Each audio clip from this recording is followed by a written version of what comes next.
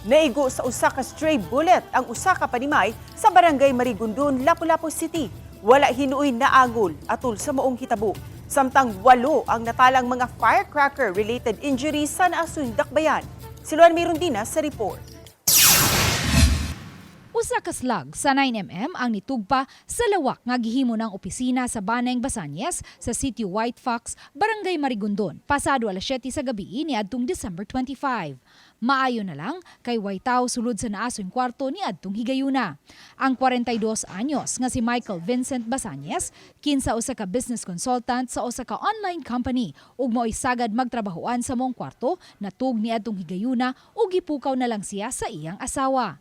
Ingna ko sa akong pares nga ni din itong pangabala. So, mo to naglibog kay gili mo nga awan ko pag-abot ng ngadto sa opisina wan na nalungag ng kisame niya ang slag na ngadto. Matod ni Michael, wa makadungog ang iyang asawa ug bisan ang ilang mga silingan nga may nagpabuto og armas, busa, duda niya, distansya sa ilang balay. Ang taw nga nagpasalba ni adtong higayuna. Ang amo nabantayan nga lagubo kadto ng pagsuod na diri. Pagsuod na sa bala. Pero kanang ingon nga gito initial nga buto for the firearm, di ba dunggan.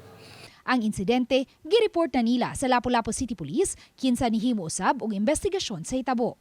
As of this time, mga to ang hipi sa Station 4. Nag-request sila og ballistic examination sa Soko, ma'am. Then sa region, ma'am, nag-request punta og trajectory examination, ma'am, to determine kung asa gagikan ang dala, ma'am.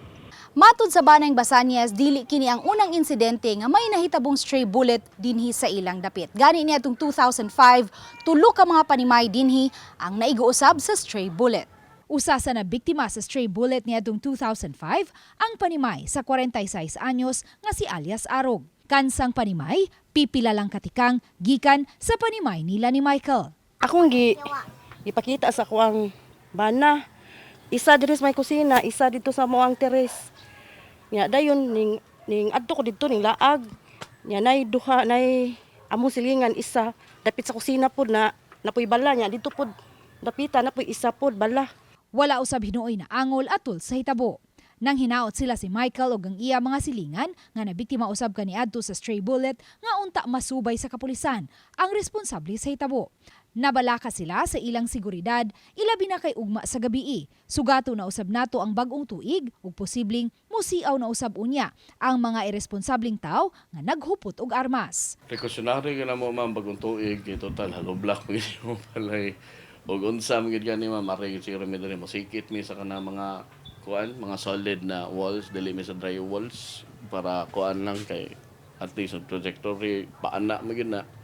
O closer ka sa wall, mas safer. No? Pero naana lang siguro, mga muar gid kay pagampo rin may pasagdan sa Ginoo siguro kay di mo takabalo gud sa dagan sa panahon. Mga to ang kapulisan sa Lapu-Lapu, ma'am, nagahimo na og mga intelligence gathering, ma'am.